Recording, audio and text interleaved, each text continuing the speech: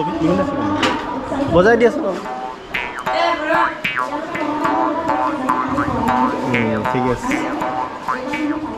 আমাৰ বিদ্যালয়খন বানপানী অধ্যুষিত এটা অঞ্চল তথাপিতো বিদ্যালয়ত গছপুলি ৰোপণৰ ক্ষেত্ৰত খুব অসুবিধাও হয় মানে বানপানী আহি যায় বা বতৰৰ কিছু অসুবিধা হয় তাৰ মাজতে আমি বিদ্যালয় কৰ্তৃপক্ষ তথা আমাৰ বিদ্যালয়ৰ 4জন শিক্ষকে মিলি এই আমি গছপুলি ৰুইছোঁ যোৱা বছৰে ৰোৱা গছপুলি ধুনীয়াকৈ মানে উঠিছে কৃষ্ণচূড়া এইফালে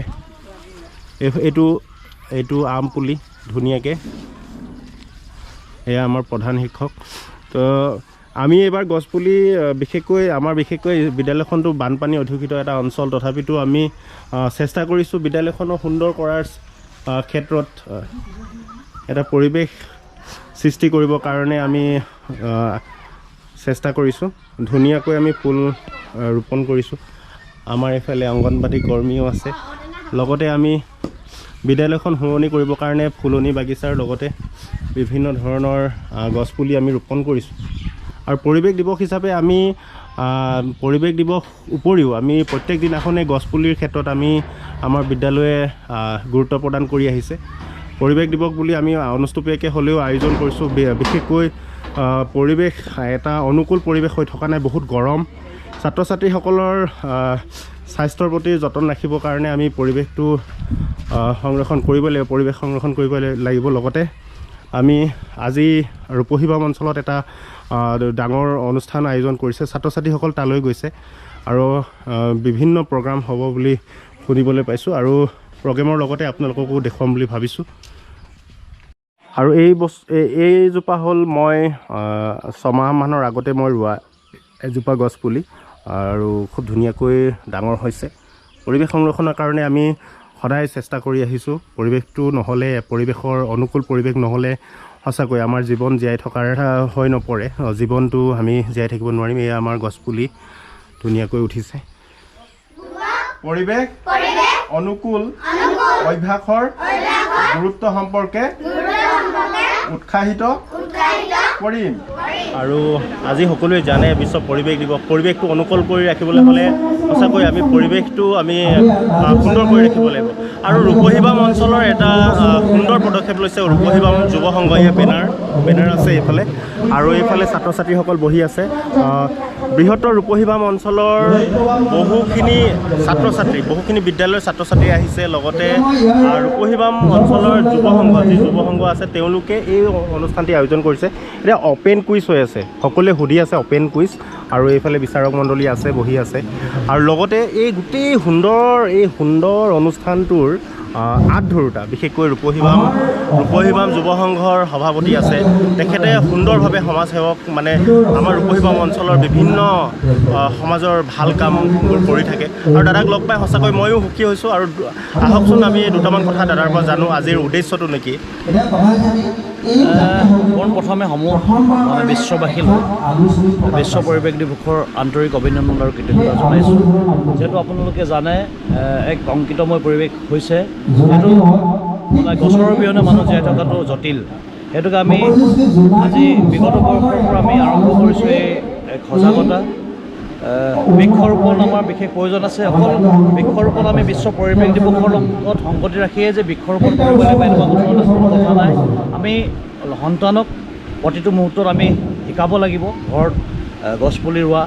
আৰু উৎসৱ পাৰ্বণত যিকোনো উৎসৱ পাৰ্বণত গছপুলি ৰোৱাৰ এটা পৰিৱেশ দিব লাগিব আমাৰ উঠি অহা যুৱ প্ৰজন্মক লগতে আমি এই অনুষ্ঠানটোৰ জৰিয়তে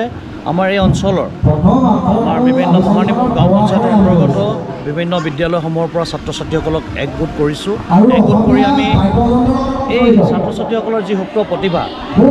বিকাশ কৰিবৰ বাবে আমি অনুষ্ঠান আয়োজন কৰিছোঁ ৰূপহীবাম প্ৰভাজ্যোতি যুৱ সংঘৰ উদ্যোগত আৰু আমাৰ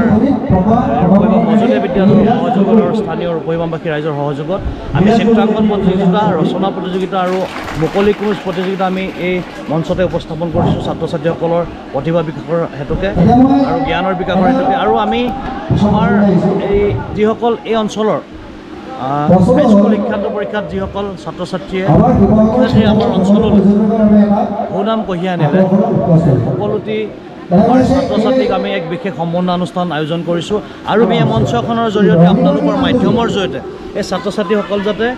ভৱিষ্যত দিনত এজন কোনোবা হয়তো এজন সু খেলুৱৈ হ'ব পাৰে, কোনোবা এজন হয়তো ভাল সংগীত শিল্পী হ'ব পাৰে, কোনোবা এজন হয়তো ভাল নৃত্যশিল্পী হ'ব পাৰে। এনেকুৱা ধৰণৰ বহু প্ৰতিভা আছে। মই ইতিমধ্যে আমাৰ অঞ্চলৰ কেইবাগৰাকী প্ৰতিভাৱান আমাৰ ছাত্ৰ ছাত্ৰী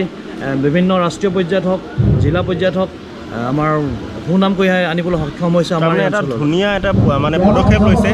যি পদক্ষেপে সুপ্ত প্ৰতিভাসমূহ বিকশিত কৰাৰ এটা প্লেটফৰ্ম পাব, যি প্লেটফৰ্মে সঁচাকৈ এটা সুকীয়া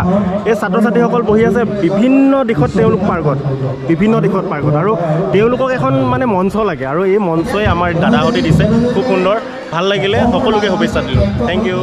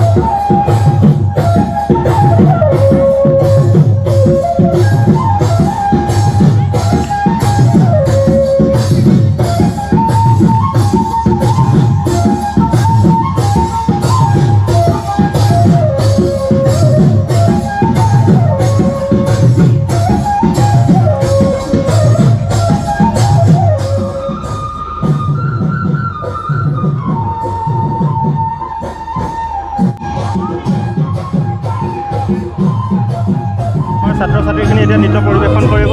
এয়া ওলাই আছে